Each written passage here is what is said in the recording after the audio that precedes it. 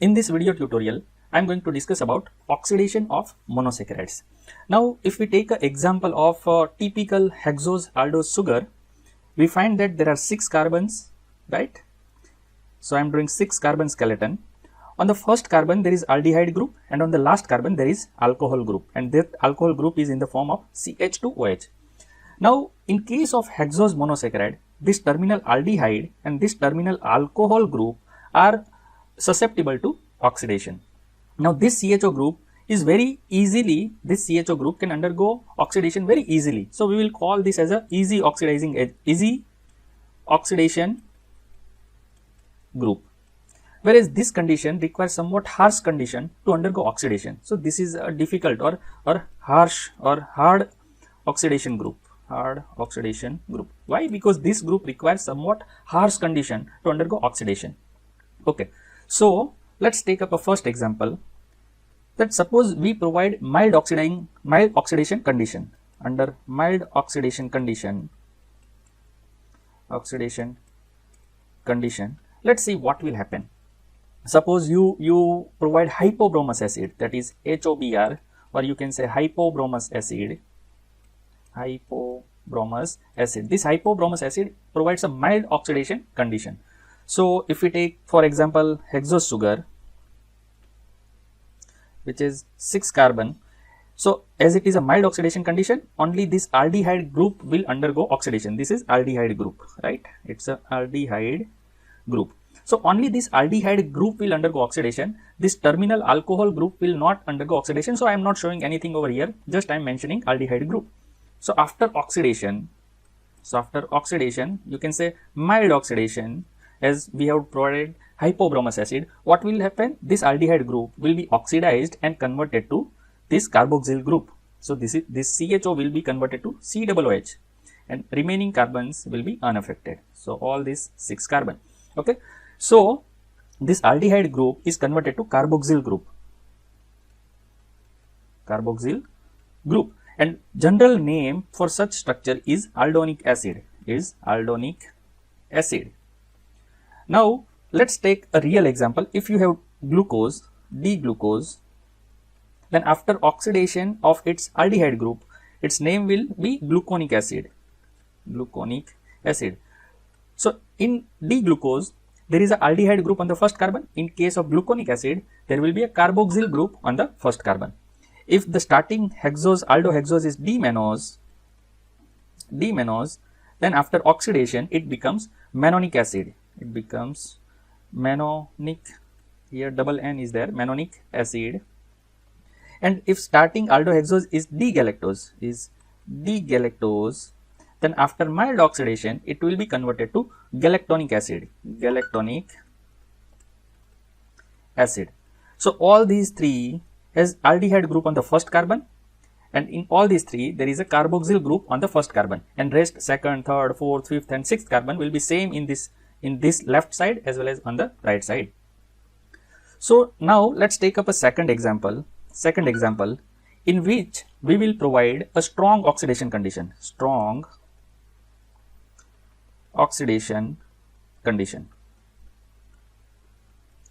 So, how we will provide a strong oxidation condition? So, strong oxidation condition generally is provided by nitric acid that is HNO3 plus heat. So, let's draw typical aldohexose, which is 6 carbons, 5 and 6 carbon. On the first carbon there is aldehyde group, and on the last carbon there is terminal alcohol group, and it is in the form of CH2OH, right? So, I had drawn 2 hydrogen over this side and OH on this side. So, now under strong oxidation condition, of course, this aldehyde group will undergo oxidation, right? Because it can be easily oxidized, whereas this group requires a harsh oxidizing agent. So, this is harsh oxidizing agent, this is a strong oxidation condition. So, this group will be oxidized, and this is of course going to be under oxidation. So, after oxidation, in case of the strong oxidation, so this CHO group, this aldehyde group will be converted to carboxyl group, that is COOH. The second, third, fourth and fifth carbons are unaffected. this terminal alcohol group is also converted to COOH. After oxidation, this terminal alcohol is converted to carboxyl group. Okay, and rest, this in between carbons are unaffected. They are same as that of the starting aldohexose. So this aldohexose is converted to such type of compound, and general name of such type of compound is dicarboxylic acid. It's a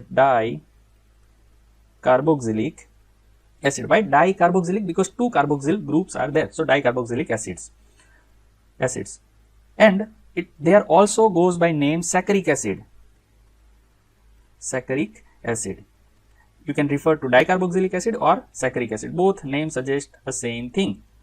Now let's take up a real example. If your starting aldohexose is glucose, then after strong oxidation, it is converted to glucosaccharic acid. It is converted to glucosaccharic acid. If you take mannose, then after strong oxidation, it's both aldehyde and terminal alcohol group converted to carboxyl group, and it forms a manneric acid. And if starting point is galactose, then after strong oxidation, its name is galacteric acid. It's a galacteric acid, and its more popular other name is mucic acid. It's a mucic acid. So this mucic acid is important for us. Why? Because this mucic acid itself is a soluble crystal. Okay, it is a soluble crystal, and it is used for the identification of galactose. This mucic acid taste is used for the identification of galactose in certain clinical conditions. Now let's take up a third possibility. In third possibility, let's just overview about the first condition. Here we had oxidized only aldehyde group. In the second strong oxidation condition, we had oxidized both this aldehyde group and this terminal alcohol group. In the third condition, suppose we want to oxidize only terminal alcohol group. Now how to do it? Because terminal alcohol group will require a stronger oxidation condition, and when you provide stronger oxidation condition, of course this terminal alcohol group will get oxidized, but along with that aldehyde group is getting oxidized. But here our motive is to oxidize only terminal alcohol group. So how to do that?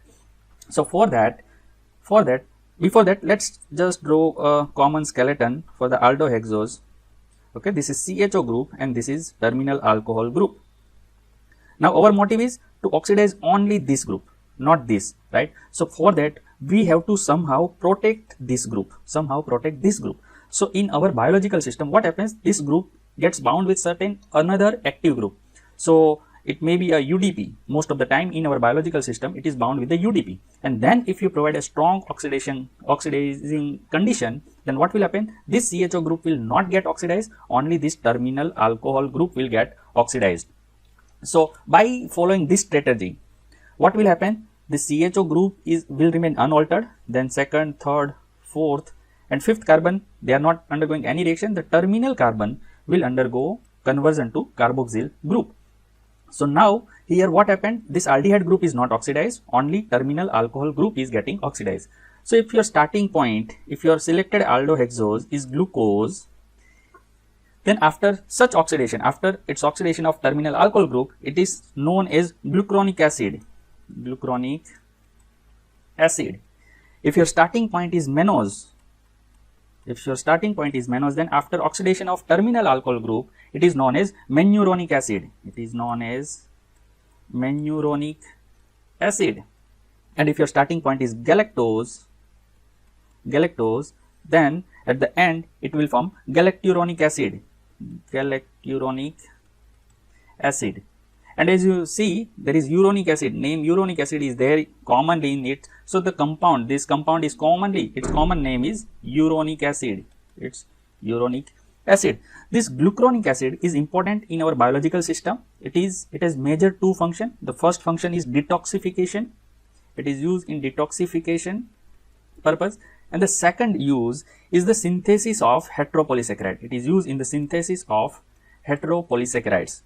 So this is all about the oxidations of monosaccharides. If you have any query or confusion, please write it down in the comment section below. Thank you.